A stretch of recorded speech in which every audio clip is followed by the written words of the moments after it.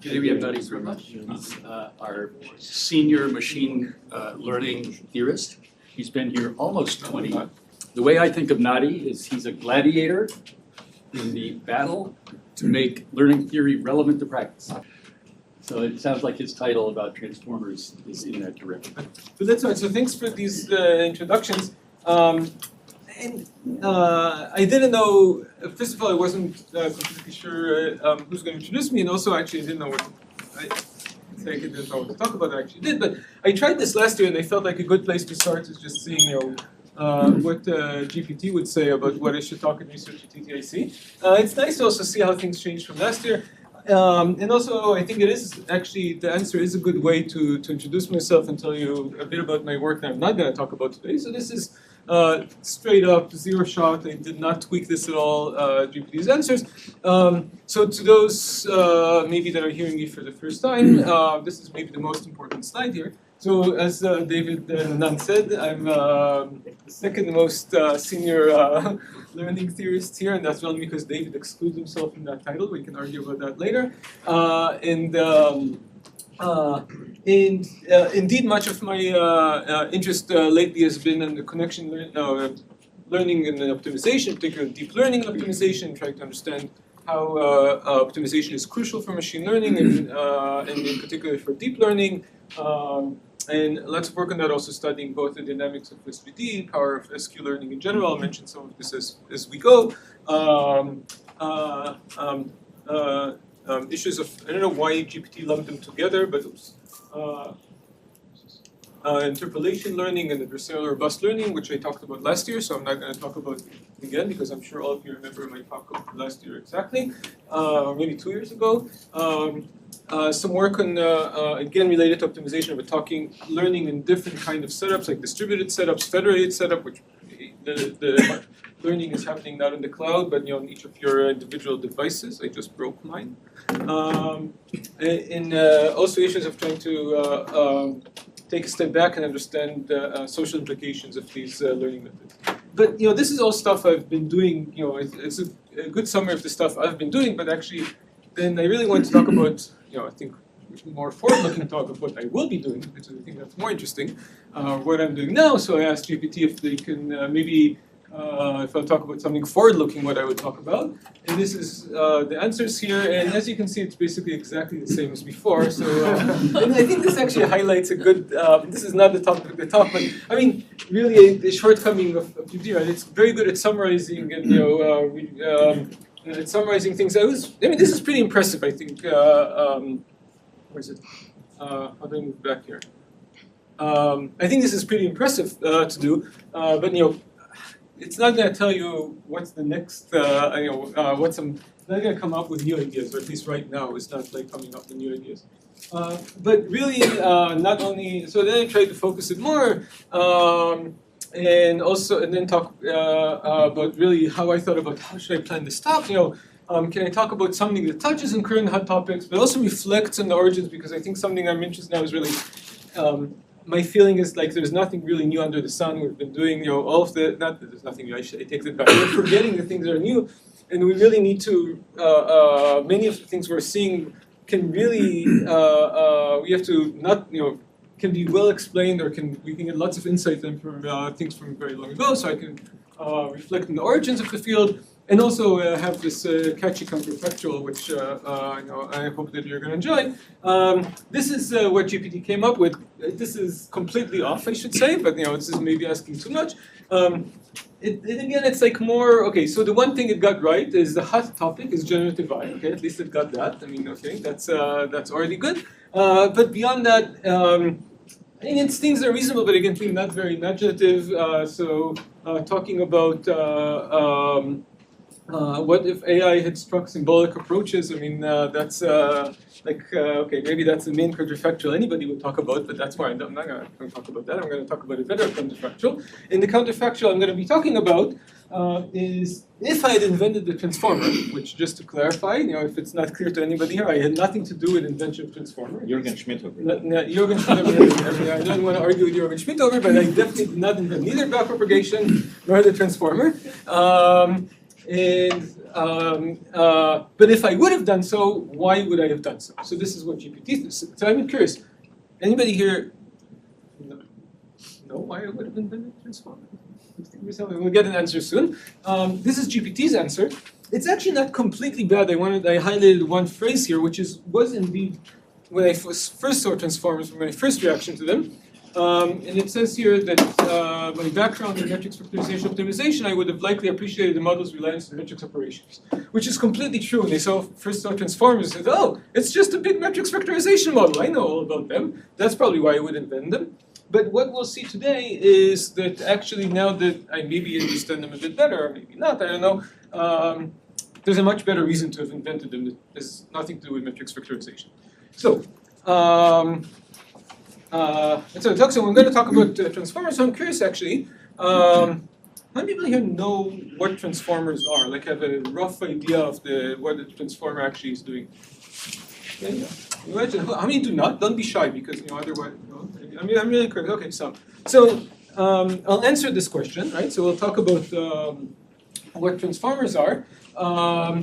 But another thing is maybe, I think in the title maybe I sent out, I mentioned also Turing and Shannon.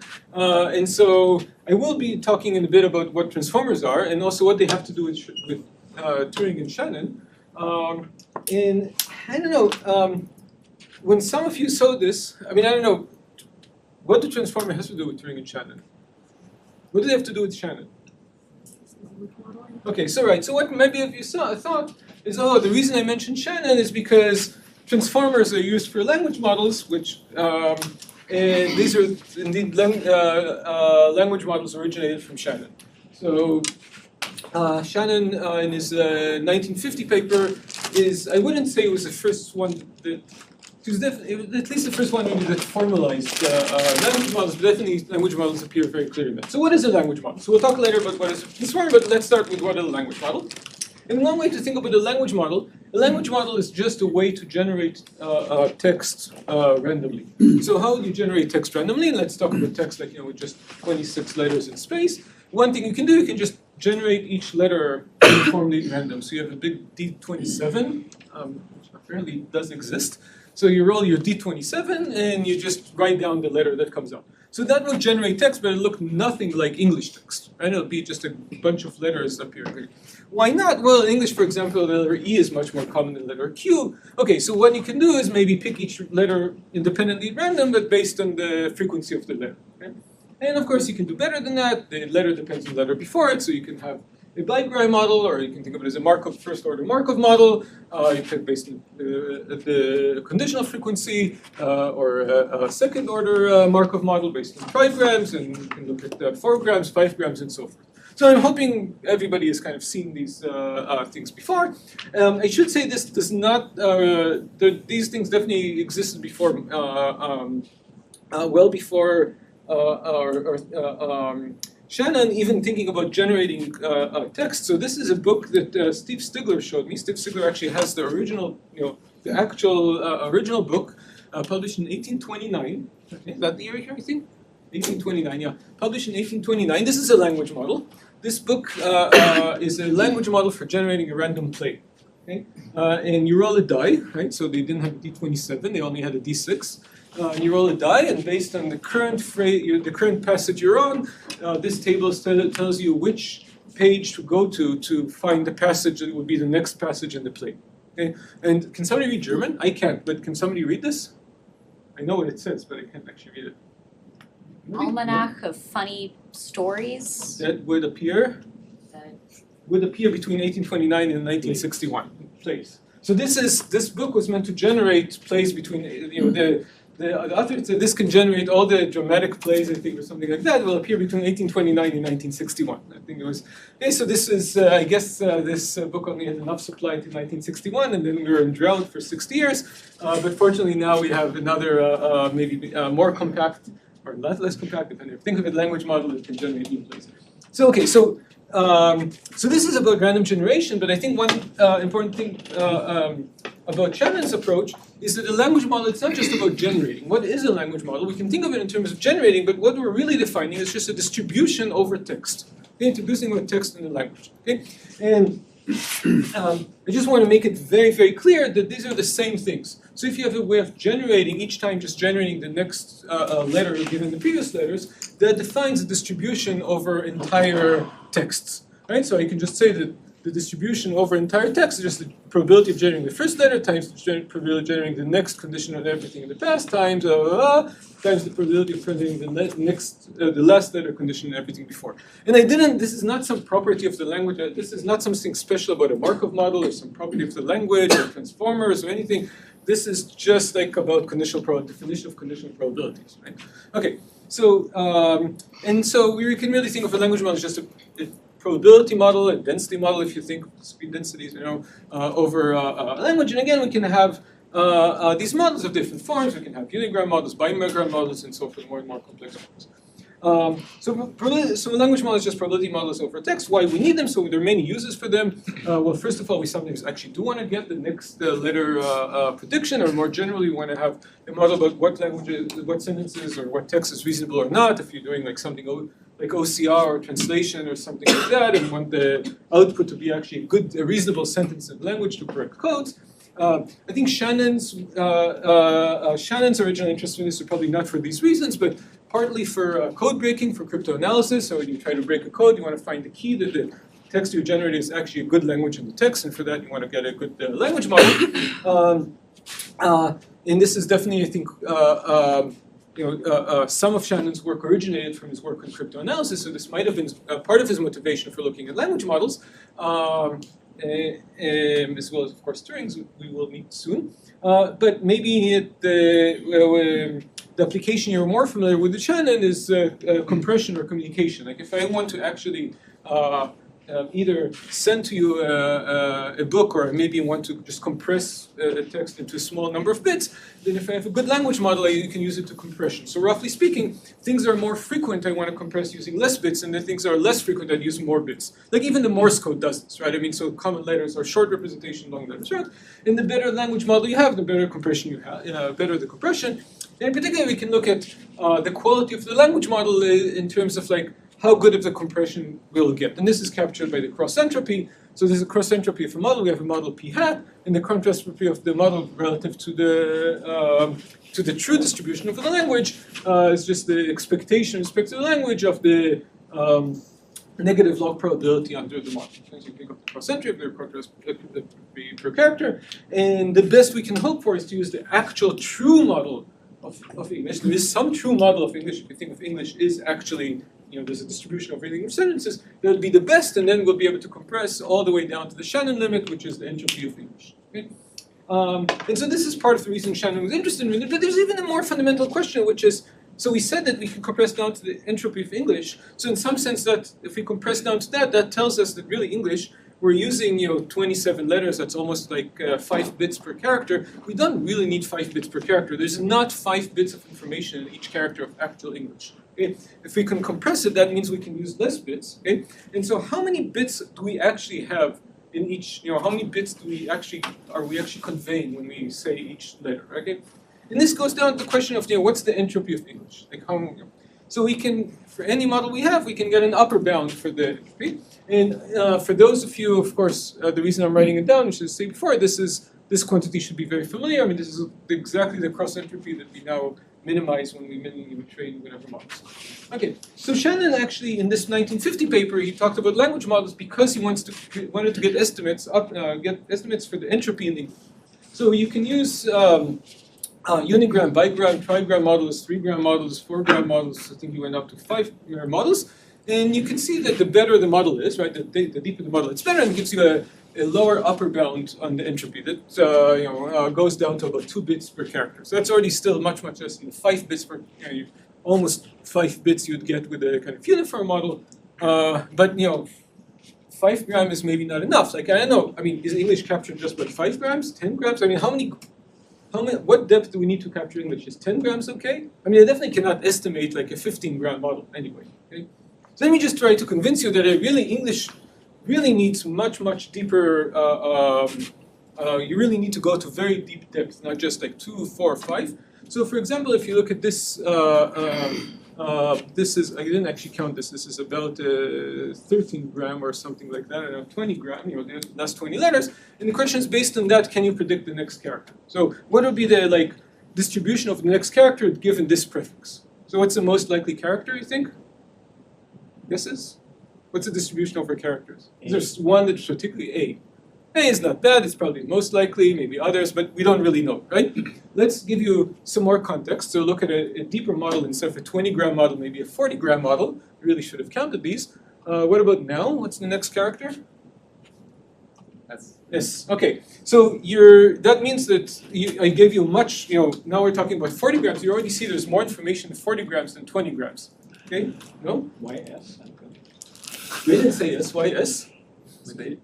But my S in Spain, what does it do with that? Okay, that's true, but still, the immediate response with S, I know it's and Maya. I think these people are guessing it's maybe David and Maya, but Greg is actually right, because if I've given you more context, what is it now?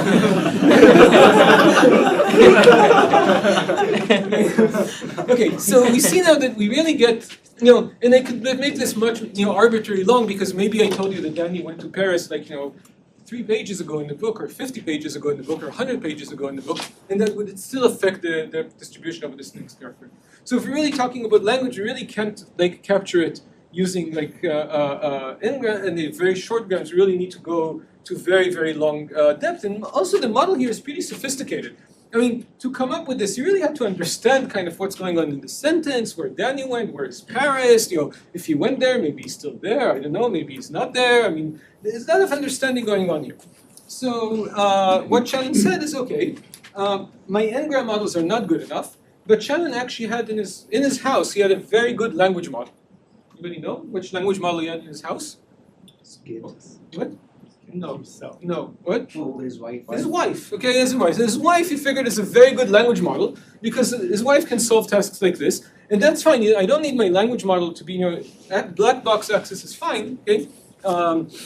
And so what he wanted to see is the language model was inside that his wife had, what would be, what would be the cross-centering of that? How would that be an upload? The problem is, his wife couldn't actually, and it was not very good, and you either are not very good at admitting probabilities. Like if I told you this, you told you this, you said, oh, it's probably S, but you couldn't tell me exactly what's the probability of S and what's the probability of other letters. You probably weren't completely confident in S. Greg, for example, was pretty skeptical. Okay, but you still thought S was more probable than Q. Okay, so what he set up is he set the following game. So he played exactly this game I played with you. He played with his wife. I'm curious, how many people are familiar with this? I just want to know how quickly to go over here.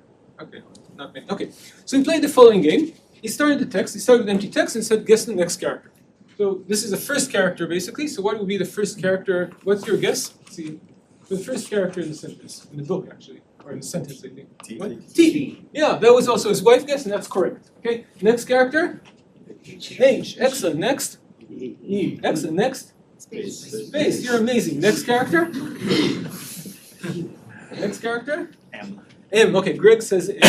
I don't know what his wife said, but she didn't say R, which is the correct character. Okay, so next character is R, and his wife didn't guess it either. And so note that on the bottom here, as long as Mrs. Shannon guessed correctly, I just put a correct, and if not, I actually put the correct letter. Okay, and then you continue this on. The next letter is I'm not going to subject you to this, and we continue this the entire text, and each time we note whether Mrs. Shannon got the correct character or whether she didn't. I have to say that if I played this game with my wife, I would probably be looking for a place to stay. So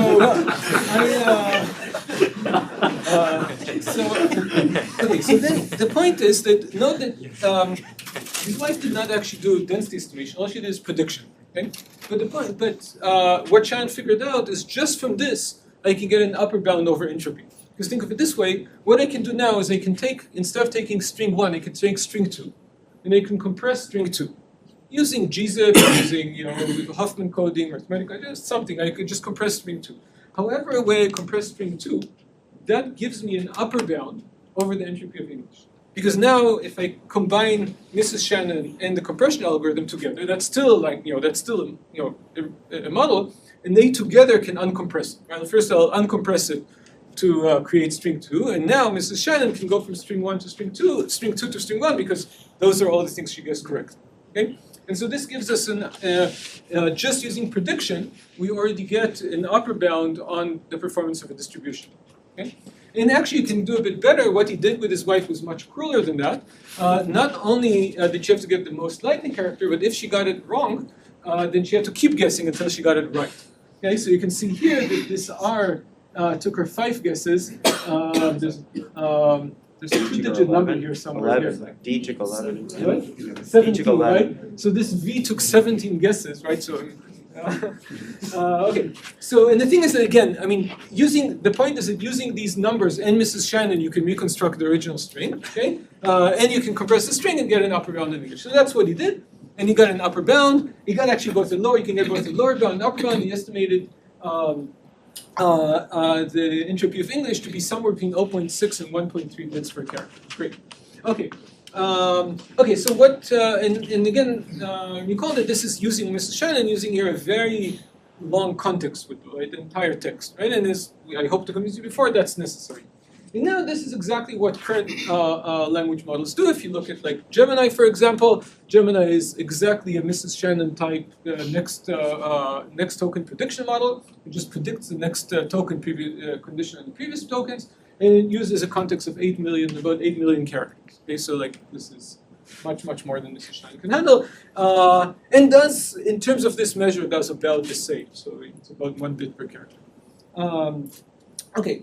So, and so at this point, the main thing I want to convince you is that when we're talking about a language model distribution, probability distribution, this is pretty much the same task as prediction. Prediction and density estimation for me is the same. Really what these are doing, like what Mrs. Shannon is doing and what Gemini or GPT are doing, yeah, they're a probabilistic model, but really what they're doing is they're just all the time, they're predicting the next character. Okay, so for the rest of this talk, we'll actually talk mostly about prediction, and that's good. And the thing is that we're talking about language, but I would argue that language is everything. You can do everything with language. But for that, you have to maybe do a bit more. So this is how GPT behaves. So in very simple things, you can just predict it directly. This is an example we saw before. GPT, even some old version of GPT does it just fine. It also, with language, we can do much more than just this. We can, math is also, we express math in language. I mean, I think David talked about it 2 weeks ago, right? And so you can go to GPT and ask him things like this. There are 32 pizzas. Sorry, I wrote this before I knew what would be for lunch. So last week maybe, 32 pizzas ordered for lunch, 30 were eaten, how many are left? Okay, what's the continuation? So this is just the most likely English text that comes after that is something like there are 2 pizzas left. Okay, so that's good. So we already see that we can do many more tasks here with language, and really we can do anything. Okay? But let's look at a maybe more sophisticated task, which is still like a math task. Let's make it a bit more complicated. So let's say there are 30 pizzas for lunch, 21 were eaten, but it turns out that we actually got 7 extra pizzas, which happens all the time, by the way. I don't know if you're familiar with how ordering works here. The restaurant sends us extra pizzas. Okay, how many pizzas are left? Okay, so now there are 2 options. Either we can just expect the next thing to be the answer. Okay, and if we do that, then I had to go to a pretty old version of GPT, the oldest I could still access to actually show this example, but the answer would be 26. Okay? So this is the wrong answer, I hope all of you can see. Okay? But it's just kind of like the gut reaction kind of next word. Okay? So in order to get the correct answer, the model can get the correct answer, but now we have to really think in steps about what's going on here. And we can tell the model to do so. Actually, even for GPT 3.5, that's no longer necessary to tell it, it just on its own. And what the model does is it works through things. There are 32 pizzas, 7 bonus pizzas, that's 39, and subtract 21, blah, blah, blah, and it actually gets the right answer. There are 18 pizzas left. Okay? So what we see here is that the language, it's not just that we had an input sentence in English and then an output in English, but we had a lot of thinking in the middle that was also in English. Okay? And so, so really the language model here, the next token prediction, gives us not just the next token, the next character of the answer, but also the next character of the thinking. Like it tells us how to think, which is really computing, right? And that's the same thing, right? So you can think of this in the middle as all the intermediate computation. Okay?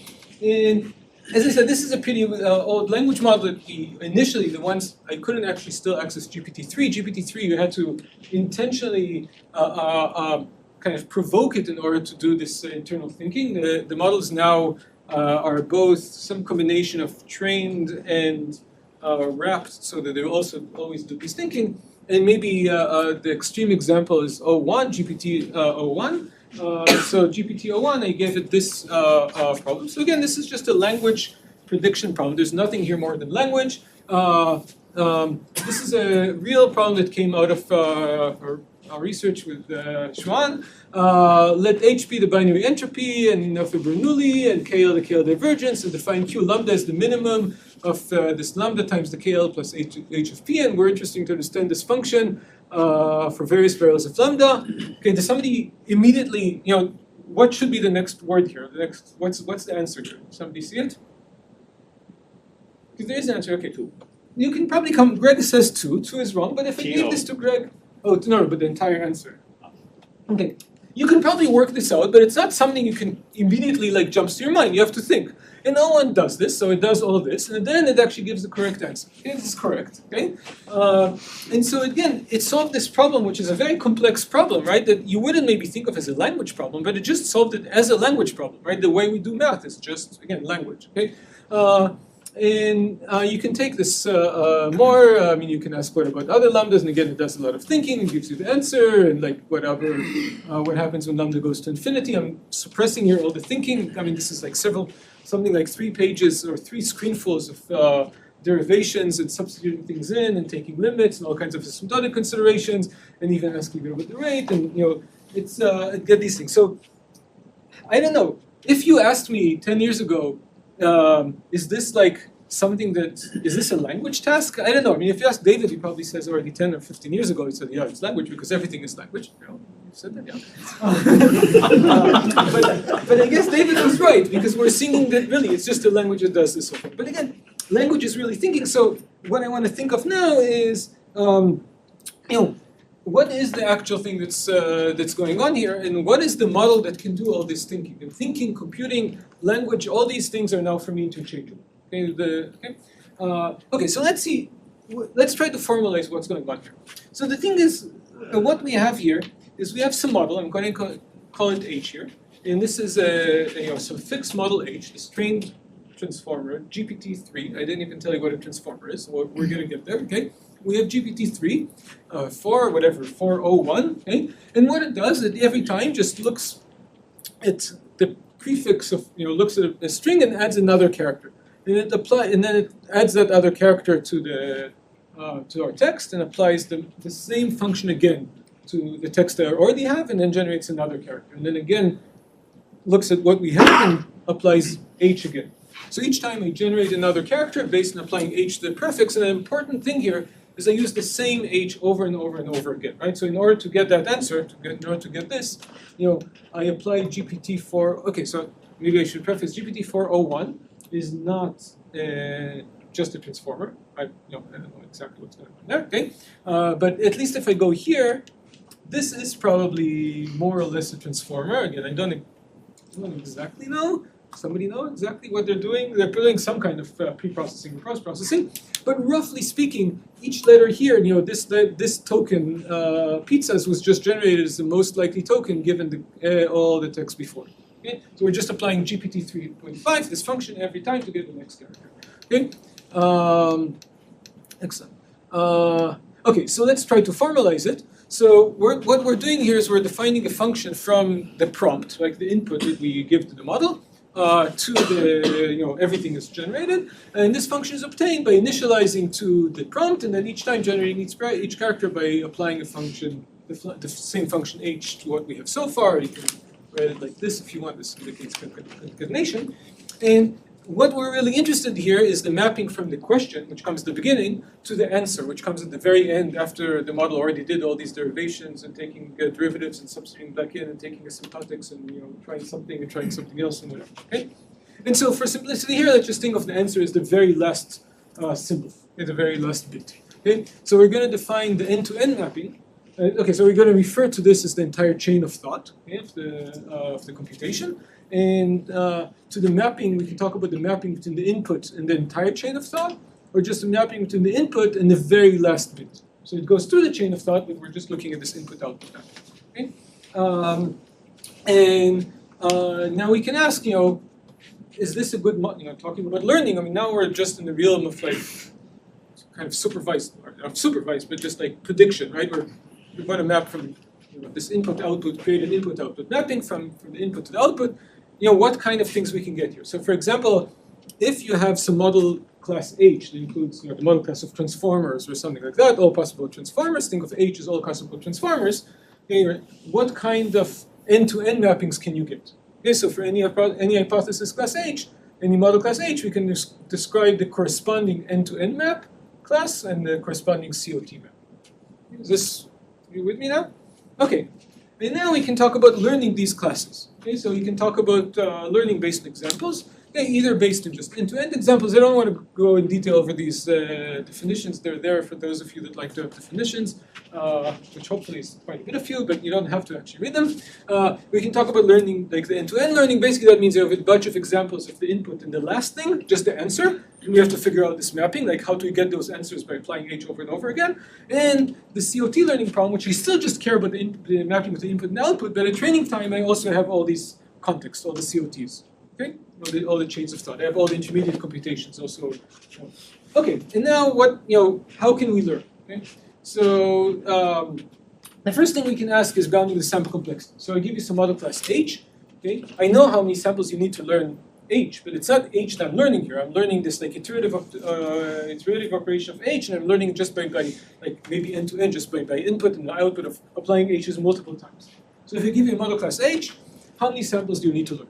Okay, so one thing I can easily tell you, if you give me H with finite cardinality, like if I can bound the cardinality, H only has a finite number of possibilities, then the cardinality of the end-to-end model class is bounded by the cardinality of H, right? Because each end-to-end system is built by taking one of the original ones and just applying it over and over. Okay? This is already good because we can get learning guarantees in terms of the cardinality, right? So the number of samples we need, it's the thing with this number of bits I need to learn, it's just the low cardinality. So I can learn with the sample complexity, even end-to-end examples, which is the low cardinality of my class. And of course, if you give me the contexts, it's not I can also do that. No, it's not any worse. Okay. So this is already very useful because really, you might think that finite cardinality, I mean, who uses finite cardinality classes? That's like decision trees or something. I don't know. I mean, what we use is all these things with the continuous variables and stuff like that. So first of all, we'll see later on that actually we'll get quite a bit of mileage just with this finite cardinality. But also, David will probably tell me that everything is finite cardinality because when you write, use floating point. No, things are not finite cardinality. You want to tell me that? Distributions. Okay, but still some of you might believe in real numbers and asks, what about if these classes involve real numbers? And then we know cardinality is not the right thing to do, but some of you might think, oh, visa dimension is the right thing, right? So if at least I'm talking about binary, everything is binary, the outputs are binary at each step, then the class H is just a function that maps, it's a binary value function class. We can just talk about visa dimension, that's like a good notion of complexity that roughly captures the number of parameters. Can we bound the visa dimension of the iterated class in terms of visa dimension of the base model class? What do you think? Yes? No? Avram? No, you get these points in between. Yeah, but the number of parameters still just like, if the visa dimension is D, the number of parameters is just D. Now, Avram is not convinced. Okay, the answer is no, okay? So it turns out that even if you start with a class with only D parameters, it's going to have, formally it has visa dimension D, and you still only have D parameters, but somehow the visa dimension of the end-to-end class can increase linearly with the length of the sequence. Okay, so the number, yeah. If you make them floating points, we're done. That's true, that's true. So whenever you see such a result, you shouldn't believe it, because they will tell you that in order to actually, so this is an upper bound. The upper bound you can believe, okay? It's also tight. So tight in the sense there are actually classes where the visa dimension does explode. So in particular, the sample complexity is bounded by the number of samples you need really does behave as sequence length times the visa dimension. And what David is saying, don't believe me, because in order to do that, I need to use super high precision real numbers, and I'm never going to be able to represent them using floating point numbers. Because otherwise, I'm just count number of bits and I have a finite cardinality class. And David is right, but nevertheless, if I still do care about real valid numbers, this is the result. And at least what that tells me is that the complexity is going to increase in terms of precision. I'm going to have to deal with all kinds of precision issues. I'm really okay. Okay, so already there are interesting questions here. There's lots of interesting questions talking about. Hopefully, I convince you that just looking at this problem, there's something here to look at that is not something we already know. Okay? But let's look at a specific class. And this is maybe the most simplest class I think. Think of linear thresholds. Okay, what can be simpler than linear thresholds? I'm going to say the nearest neighbor. Okay, fine.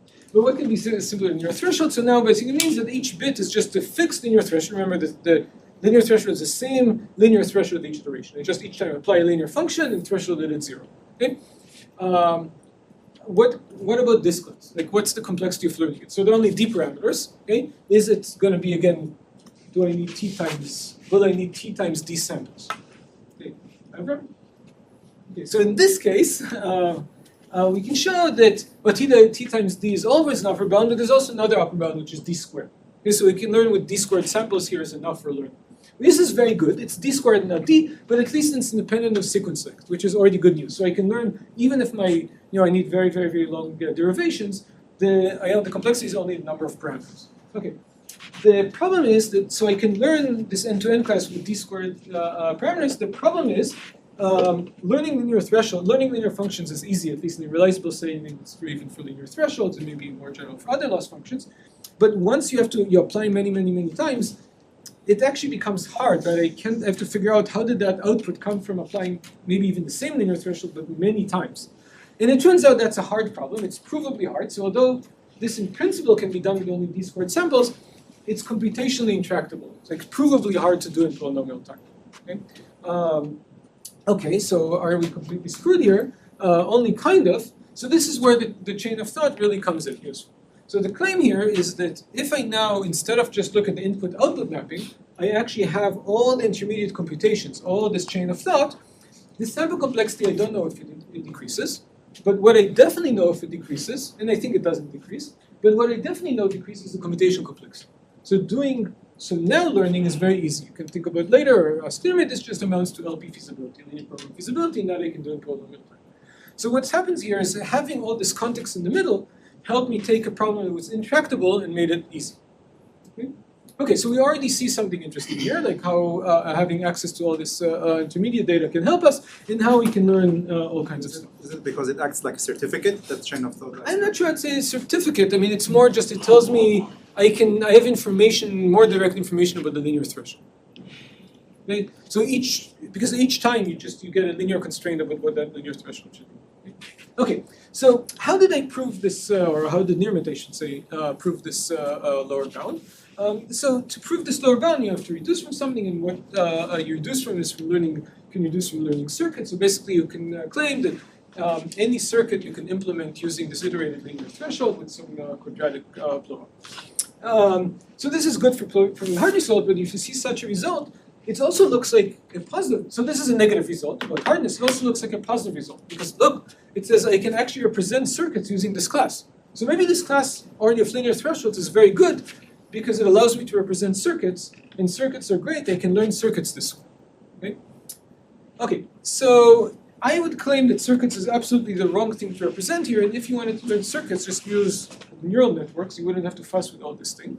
But in order to understand that, what we have to understand is what do we actually want to do, or what do I want to do? So what this is now, this part of the talk, I tell you all my deepest fantasies, and what I really want to do, and what do I really want to, at least what I want to learn. Yes.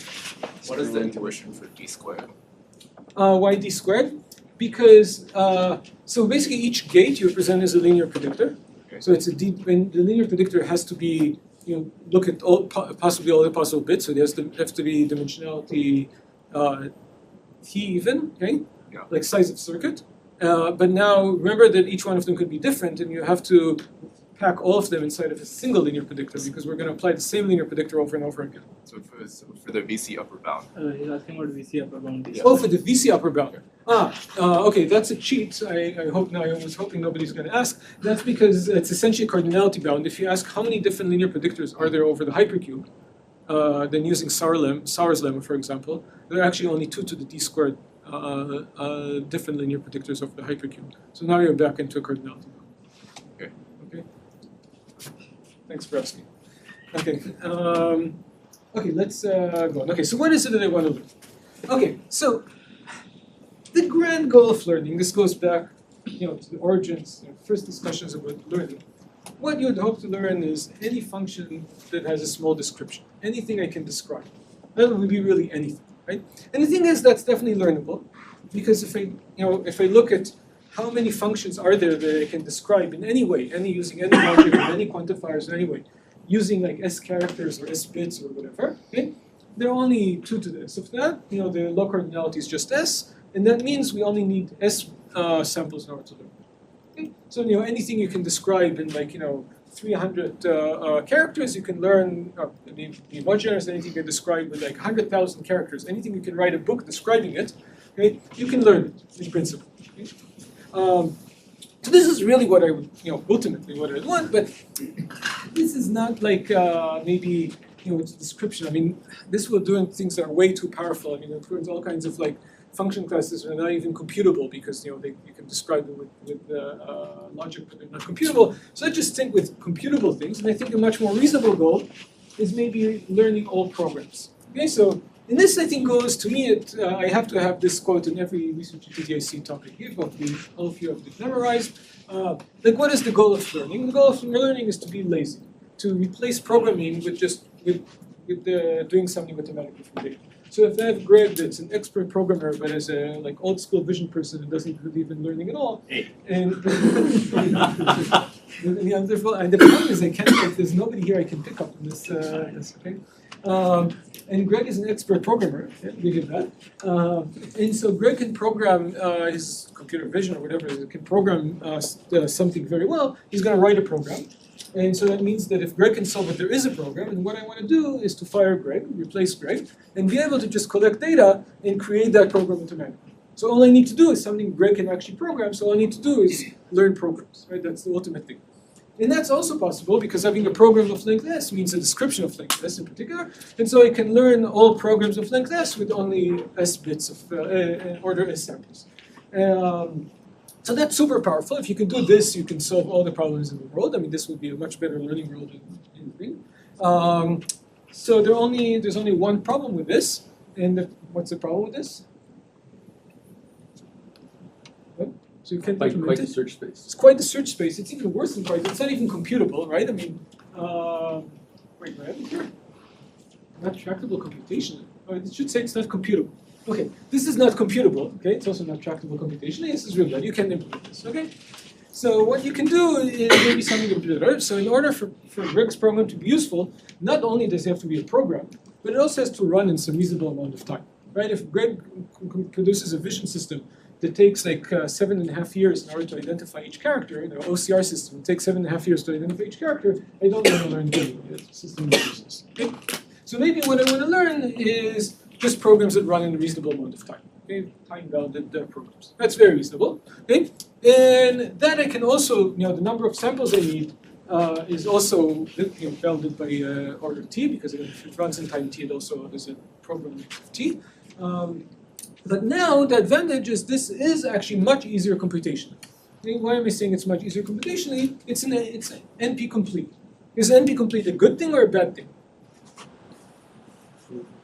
NP complete is a good thing. In particular, it means it's an NP. Okay, so that means that if P is equal to NP, I can do it. Or if you give me a non-deterministic computer, I can do it. And people are still working on non-deterministic computers. Definitely, if somebody gave me a non-deterministic computer, this would be the very first thing I'd use my non-deterministic computer to implement.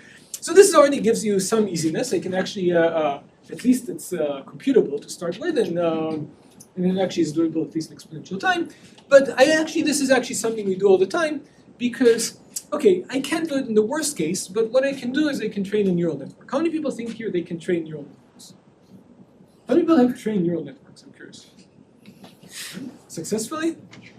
Yeah, some of the time. Okay, so we think we can train neural networks, And the point is that anything we can implement in anything that has a program that runs in time t, there's also a neural network of size roughly t.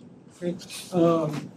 And so that means if you wanted to learn things that run in time t, all you have to learn is neural networks of size roughly t. Okay? And that we kind of seem to be doing all the time. Okay?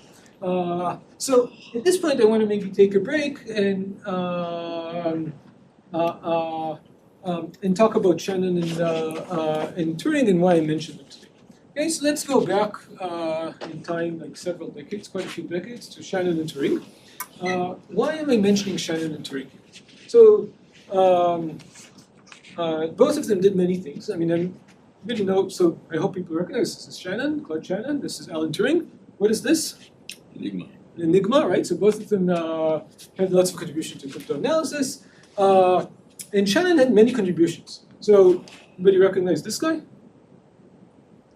Where's Matt? What? Mouse.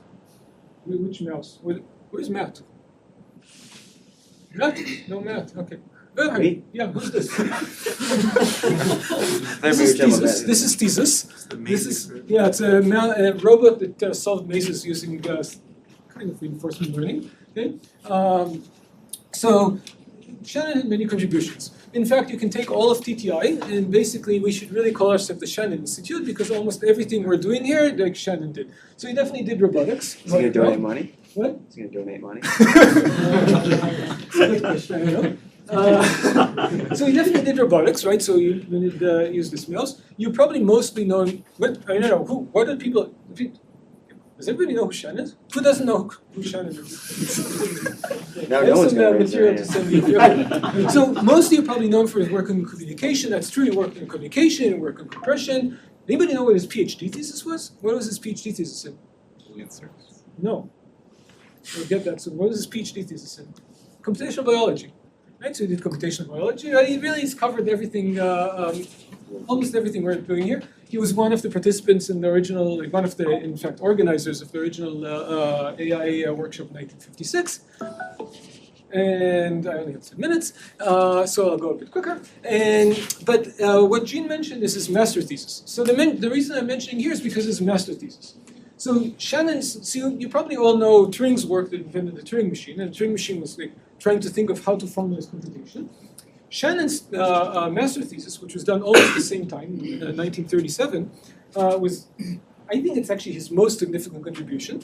And what Shannon did in his master thesis was also talked about how to do computation. His answer for how to do computation is using circuits implementing Boolean logic.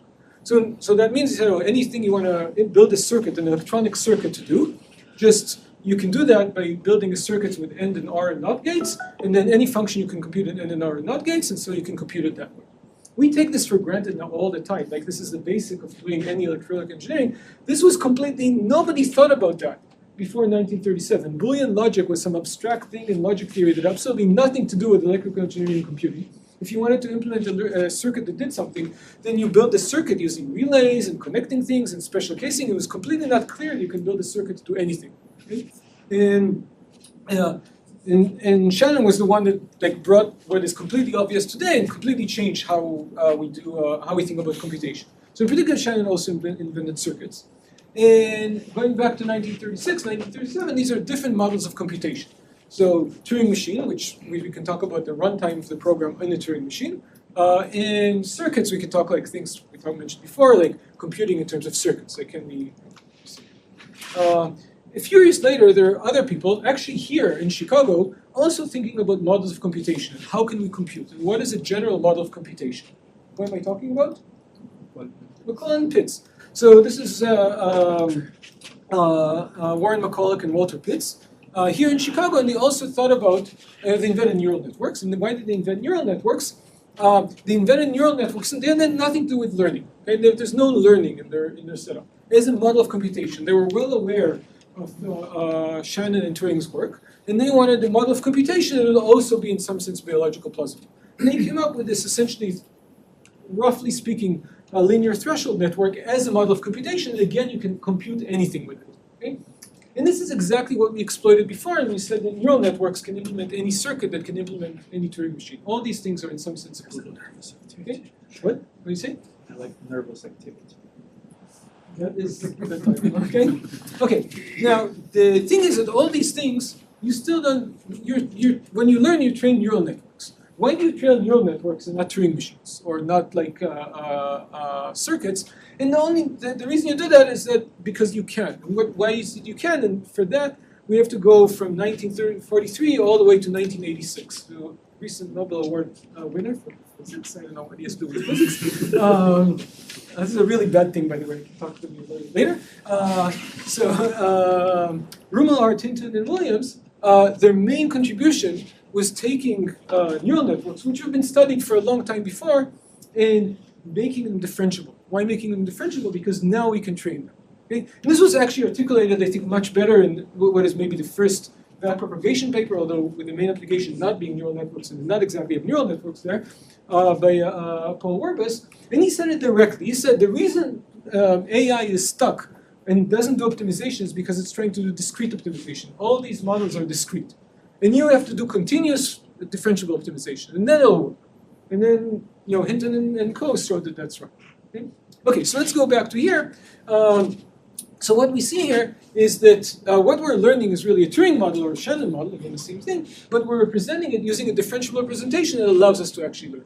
Okay, so everything is good. I still didn't tell you anything about transformers, and Greg is getting nervous with the time. Don't worry, we're getting there. Okay. Activity. So, okay, so the thing is that this is all very well, but if I limit the time, I can still, it's not clear I can learn in the number of samples that's proportional to the time, but I can still do much better. Like maybe a better way to look at it, let's still talk about what Greg would do. He's going to program his OCR, and it's going to run an amount of time. If the amount of time is very, very long, it's completely useless. But, the number, it still makes sense to look at it both in terms of the time and in the samples. And the key here is, in principle, the number of samples, I'm fine with my runtime of learning scaling with T, but the number of samples should still scale with S.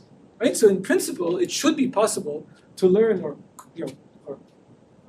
say differently, learning programs with length S and runtime T, as long as T is polynomial, any polynomial, is still an NP and only based on O of S samples. Okay? So the goal, as I see it, like what I really would like to learn, this is like, I'm now answering the question of what is my fantasies. So my fantasies, what I really like to learn is I would like to learn programs of length S and runtime T using runtime that can stay with S, but number of samples that only scales with S. Sorry, runtime that scales with T, but number of samples that only scales with S. And that I cannot do with neural networks. Because if I look at neural networks, okay, the size of the network would scale with time, so the number of samples would also scale with time. Okay, so can we construct a simple and hopefully trainable class that will achieve this? Okay, that can learn programs with a number of samples proportional to their size, and runtime may be proportional to the runtime, or training time proportional to runtime. Is that question clear? Okay, so we can try to do it using circuits. Sorry, using this linear threshold class we said before, but this is doomed to failure.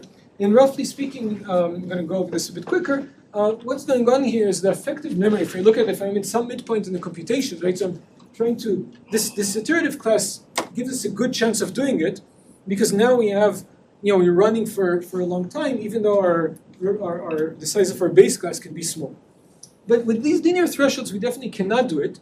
Because if you think of it, if I'm at some point in my computation, my thinking, in my language, the effective memory that I have, like how many things, what's my context window, is only as long as my dimensionality. And so in order to be able to refer to a very long context window, which we saw at the beginning is necessary for language or thinking or computation, and they're all the same thing, okay, I will need my dimensionality to increase with the amount at least of memory that I need, one of the things I need to refer to back. And that's bad, right? Because we want the number of parameters to be independent of the length of the computation. Okay?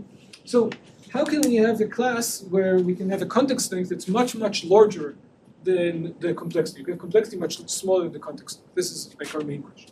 So one attempt you can maybe have sparse linear predictors. I actually don't know what you can do with these. I think it's a very interesting class to study.